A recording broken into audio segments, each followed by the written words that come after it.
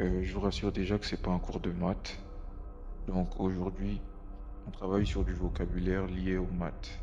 Donc, on verra que des bases importantes comme la multiplication, euh, l'addition, la soustraction, la division, comme on dit, plus, moins, multiplié par, divisé par, égal, bref, les bases importantes.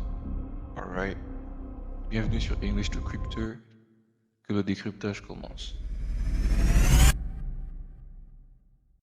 Alors, tout comme en français, nous avons l'addition, addition, donc le symbole est plus, la soustraction, subtraction, donc le symbole est minus, la multiplication, multiplication, le symbole times ou multiplied by, la division, division, le symbole divided by, et le résultat, result, donc le symbole est equal.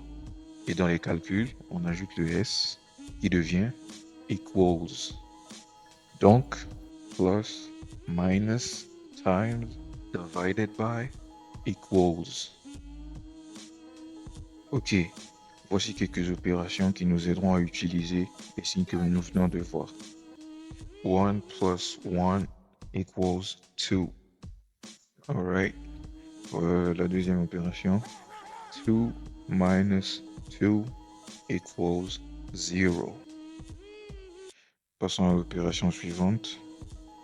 2.5 times 2.5 equals 6.25. Alors, j'aimerais faire une petite remarque ici. C'est que en anglais, lorsqu'il s'agit des maths, le point est utilisé comme la virgule est utilisée comme le point. Donc, 2.5, c'est en anglais, mais en français, ça serait 2,5.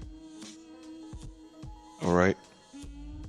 2,5 fois 2,5. Donc, en anglais, la virgule, c'est le point. Et le point, c'est la virgule. Et lorsque le nombre à virgule ou le nombre décimal a plusieurs chiffres dans la partie décimale, comme dans le résultat de la troisième opération, on le lit 6.25. En français, on aurait dit 6,25. Mais en anglais, on cite les chiffres un par un. Donc, si on pouvait le dire en français comme en anglais, le 6,25 serait lu 6,25. Et s'il y avait plusieurs chiffres, ça serait 6,2578 jusqu'à infini. Donc on lit chaque chiffre un par un et non en ensemble. Ok, la prochaine opération. 3 divided by 3 equals 1. Alright. La prochaine opération. 1.4 minus 1.5 equals negative 0.1. Négative. Oui, négative. Parce que en anglais, un nombre de signes négatifs, on dit négative. Ne faites pas l'erreur de dire minus puis le nombre. Non, c'est négatif, ensuite le nombre. Alright? Negative 0.1.